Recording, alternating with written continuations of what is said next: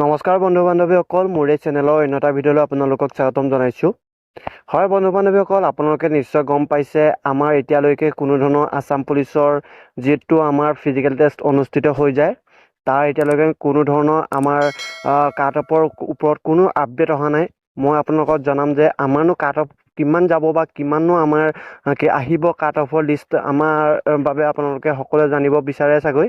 সেইকাৰণে মই কৈছোঁ যে বন্ধু বান্ধৱীসকল নিশ্চয় গম পাইছে দুদিনমানৰ আগতে আমাৰ SI পদৰ এক্সামটো হৈ যায়। তাৰ ফিজিকেল টেষ্টৰো আমাৰ ডেট আহিব এতিয়া দুদিনমানৰ পিছতে, নিশ্চয় গম পাইছে চাগৈ। সেয়া ফিজিকেল টেষ্ট অনুষ্ঠিত হ'ব। সেই ফিজিকেল টেষ্টৰ এডমিট কাৰ্ড অহা আগমুহূৰ্ততে আমাৰ এই কাট অফ লিষ্টটো আহিব পাৰে। মই নিশ্চয় আপোনালোকৰ বাবে কৈ দিলোঁ, কাৰণ ধৰিব পৰা মতে আমাৰতো ইলেকশ্যন এতিয়া বিহু আগমুহূৰ্ততহে হ'ব বুলি কৈছে ডক্টৰ হিমন্ত বিশ্ব শৰ্মা ছাৰে, বহাগ বিহুৰ আগমুহূৰ্তত। নিশ্চয় গম পাইছে। সেইকাৰণে পৰা কৈছোঁ যে মই যিমানটো জানো মানে আমাৰ কাট অফ লিষ্টটো সেই আমাৰ বিহু আগমুহূৰ্ততে আহিব যেন লাগিছে, কাৰণ আমাৰ বিহুলৈ আপোনালোকে ধৰি লওক কাট অফ লিষ্ট মাৰিব লগে লগে আমাৰ এডমিট কাৰ্ড আহি যাব। নিশ্চয় গম পাইছে, এসপ্তাহত আগত কাট অফ লিষ্ট মাৰিব, তাৰপিছত আমাৰ এসপ্তাহৰ পিছত আমাৰ এডমিট কাৰ্ড আহি যাব ৰিটেন টেষ্টৰ বাবে। নিশ্চয় গম পাইছে, সেইটোৱে হ'ব। মই যিটো কৈছোঁ আপোনালোকে নিশ্চয় গম পাইছে চাগৈ, সেইটোৱে হ'ব। আপোনালোকে অপেক্ষা কৰক।